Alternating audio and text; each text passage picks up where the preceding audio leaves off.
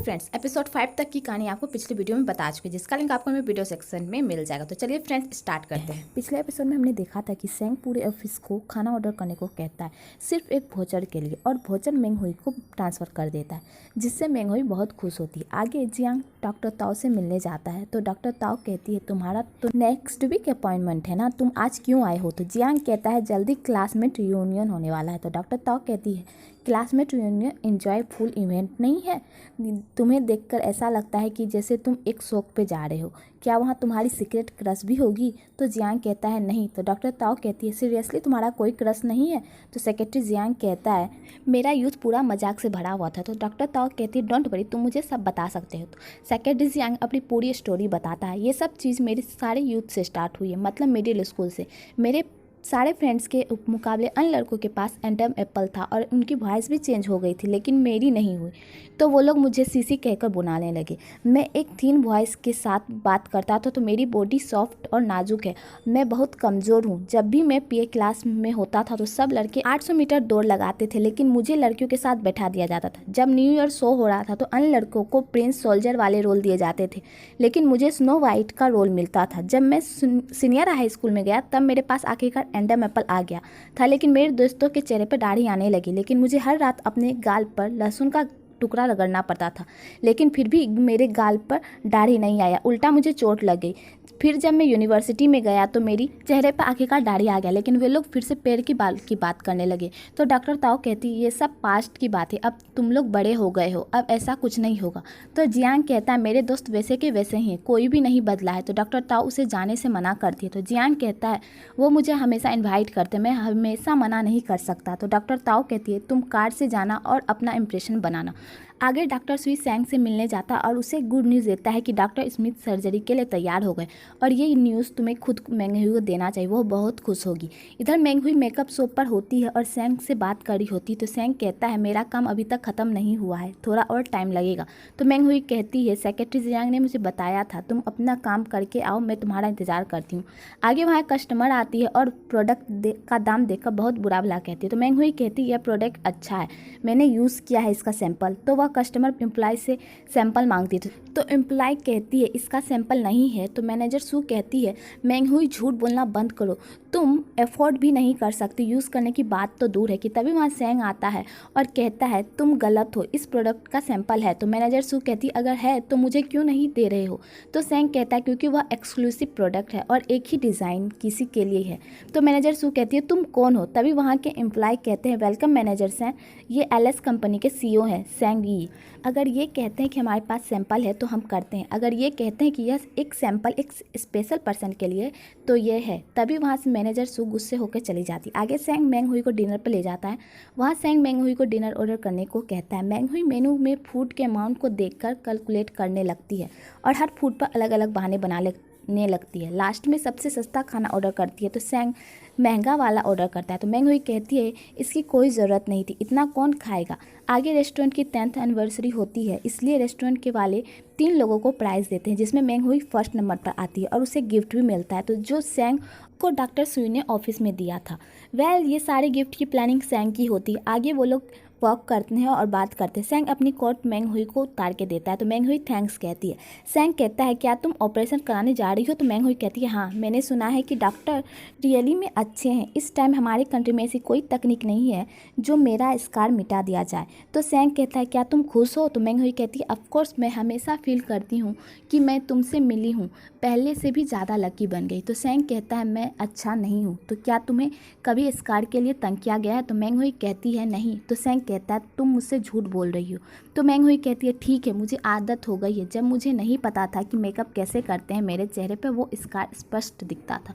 ज़्यादातर लोग जब मेरा स्कार देखते थे तो दूर भागते थे, शायद उनमें से कुछ ने सोचा कि मेरा स्कार बहुत ही अगली है, लेकिन मुझे पता था कि उनमें से ज़्यादातर मेरे लिए सॉरी फील करते थे, वे लोग दयालु थे, मुझे चोट नहीं पहुँचाना चाहते थे। सेंग कहता है तुम सच में ऐसा सोचती हो, तुम कभी भी उदास नहीं हुई इस स्कार की वजह से। मेंग हुई कहती है यह सब पास्ट है, अब मैं एकदम ठीक हूँ। तो सैंग कहता है तुम कैसे ठीक हो सकती हो, या बहुत पेनफुल रहा होगा। तो मेंगहुई कहती है तुमने इस दुनिया में 100 पॉइंट्स वाले पर्सन के बारे में कभी सुना है।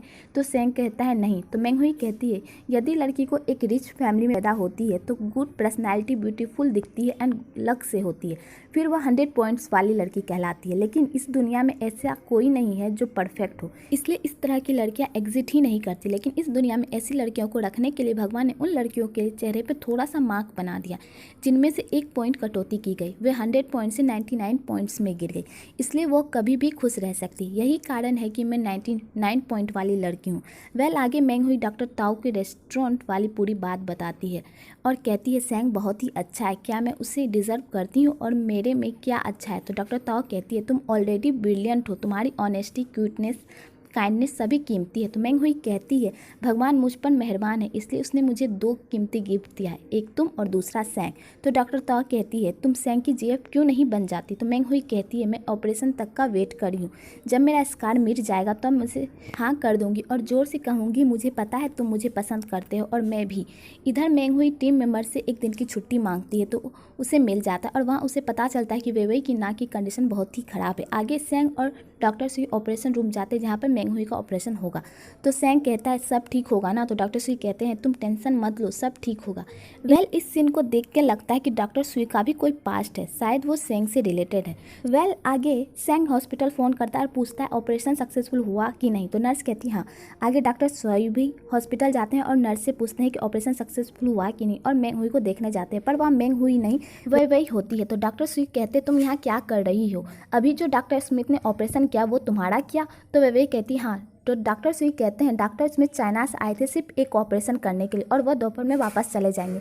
तुमने मेंगहुई के ऑपरेशन का चांस खुद लिया, बताओ उसके फेस के बारे में क्या। तो वे कहती है तुम्हारा मतलब क्या है, किसी ने मुझे नोटिस किया इसलिए मैं ऐसा करने के लिए आई, मुझे नहीं पता था यह किसके लिए है। तो डॉक्टर सुई उसे बहुत बुरा भला कहते हैं, बाद में सॉरी भी बोलकर चले जाते हैं। इधर मैनेजर सू आती और सैंग को ब्रिटेन जाने को कहती है, तो वो फाउंडेशन फार्मूला से रिलेटेड मीटिंग में जो बहुत ही इंपॉर्टेंट होता है। सैंग रेडी हो जाता है कि तभी डॉक्टर सुई का कॉल आता है और वो सब बताता है। तो सैंग मेंगहुई को कॉल करता है पर वो नहीं उठाती। तो सैंग कहता है मैं ब्रिटेन नहीं जाऊंगा, मुझे बहुत ज़रूरी काम आ गया। तो मैनेजर सू कहती है इस फाउंडेशन से भी ज़रूरी है जिस फाउंडेशन का तुम कब से इंतजार कर रहे थे, क्या तुम मेंगहुई के पास जा रहे हो और उसे कंपनी का लेक्चर देती है। तो सैंग कहता है ये मेरे लिए इस फाउंडेशन को डेवलप करना मीनिंगलेस है और वो चला जाता है। और आगे वो मेंगहुई के घर जाता है पर वो नहीं मिलती। कुछ देर बाद सैंग को मेंगहुई नीचे मिलती है। तो सैंग कहता है तुम फ़ोन क्यों नहीं उठा रही थी, तुम कहाँ गई थी। मेंगहुई कहती है मैं मार्केट गई थी, मेरा फ़ोन घर पर ही छूट गया था इसलिए फ़ोन नहीं उठा रही थी। तो सैंग कहता है घर जाओ और रेस्ट करो। तो मेंगहुई कहती है 100 रुपयों को मेरी हेल्प की ज़रूरत होगी, इससे बेहतर मैं वापस जाऊँगी। तो सैंग कहता है तब मैं भी तुम्हारे साथ चलूँगा। फिर वो लोग बस से जाते हैं। अचानक वहाँ पर सब मेंगहुई का स्कार देख लेते हैं तो सब बात बनाने लगते हैं। तो सैंग उसे हक कर लेता है और जियांग को कॉल करके कार बुलाता है। वह जियांग अपने क्लास रियूनियन में जा रहा होता है, आगे कार आता है और उसमें वो दोनों बैठकर जा रहे होते हैं। तभी एक फ्लैशबैक दिखाया जाता है, जब मेंगहुई छोटी थी तब उसने चिकन पॉक्स हो गया था और सब बच्चे उसे देखकर दूर भागते थे, पर सैंग उसके पास जाता है और उसे बताता है और बात करता है और कहता है मत रो, मुझे नहीं पता लोगों को कैसे कंफर्ट करना है। तो मेंगहुई कहती है डोंट वरी मैं ठीक हूँ। तो सैंग कहता है तुम यहाँ क्यों आई हो। तो मेंगहुई कहती है जब भी मैं अपसेट होती हूँ तो मैं यहाँ आ जाती हूँ और यहाँ मुझे अच्छा लगता है। तो सैंग उससे पूछता है कि तुम्हारे फेस को क्या हुआ। तो मेंगहुई कहती है ये चिकन पॉक्स है, मुझे डर है कि कहीं ये मेरे चेहरे पर स्कार ना छोड़ दे, अगर लोग इसे देखेंगे तो मजाक बनाएंगे। तो सैंग उसे स्कार्फ देता और कहता है अब कोई तुम्हारा स्कार नहीं देखेगा। वेल वो लोग वही प्लेस पर होते हैं और बात करते हैं। तो सैंग पूछता है तुमने ऐसा क्यों किया। मेंगहुई कहती है मैं ठीक हूँ, टेंशन मत लो, मुझे पता है तुम मेरे लिए कितने अच्छे हो और मैं जानती हूँ तुम मुझे पसंद करते हो, लेकिन मैं उतनी ब्रेव नहीं हूँ जो तुम्हें एक्सेप्ट कर सकूँ। जैसे ही मैं सुंदर हो जाती तो मैं अपना हार्ट तुम्हारे लिए ओपन कर देती। मैंने ऐसी प्लानिंग की थी, लेकिन अब मुझे लगता है कि अपीयरेंस एंड लव मुझे खुद से रिलेटेड नहीं लग रहा। मुझे पता है कि तुम मेरे लिए दयालु हो और मुझे पता है तुम जो भी मेरे लिए किया मैंने ये सब देखा और मैंने इसे अपने दिल में रख लिया। तो सैंग कहता है मेंगहुई चलो एक साथ हो जाते हैं, तुम्हारा स्कार मुझे और मेरे प्यार को कभी इफेक्ट नहीं करेगा और उसे हक कर लेता है। इधर जियांग क्लासमेट रियूनियन में जाता है। वहाँ उसके फ्रेंड खुद में बात करते हैं और उसे इग्नोर करते हैं।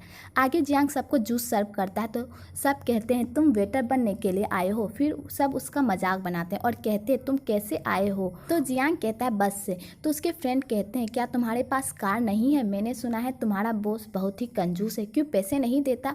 और खूब मजाक उड़ाते हैं। आगे जियांग वॉशरूम जाता है और किसी से बात करता है और कहता है मुझे कोई बहाना बना देना चाहिए था, मुझे आज आना ही नहीं चाहिए था।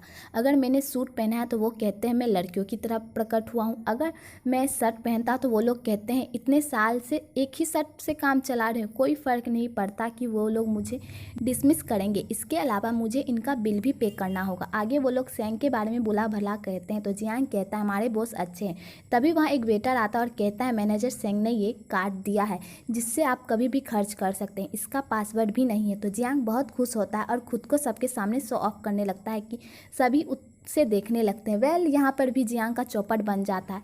उसके फ्रेंड पूछते हैं तुम्हारी लाइफ का क्या गोल है, कोई जीएफ बनी या नहीं? तो जियांग कहता है नहीं। तो सब उसका मजाक उड़ाने लगते हैं कि तभी वहाँ डॉक्टर ताओ आती और कहती मैं हूँ इसकी जीएफ। सब उसे देखने लगते हैं। तो डॉक्टर ताओ जियांग को कहती ऐसा क्या है, क्योंकि मैं काफ़ी सुंदर नहीं हूँ, या मेरे पास काफ़ी घर नहीं है, या मेरे पास काफ़ी कारें नहीं है, या मैं काफ़ी पैसा नहीं कमाती हूँ, तो तुमने ये क्यों कहा कि तुम सिंगल हो? और कहती है सॉरी गाइस मैं लेट हो गई। तो जियांग कहता है डोंट वरी कोई बात नहीं, और सब उसे घूर घूर कर देखते रहते हैं। यहीं पर एपिसोड खत्म होता है। ये सीन मेरा भी फेवरेट है। आपका कौन सा सीन फेवरेट है कमेंट में ज़रूर बताना। अगर आपको ये वीडियो अच्छी लगी हो तो एक लाइक ज़रूर करें और मेरे चैनल को सब्सक्राइब करना ना भूलें।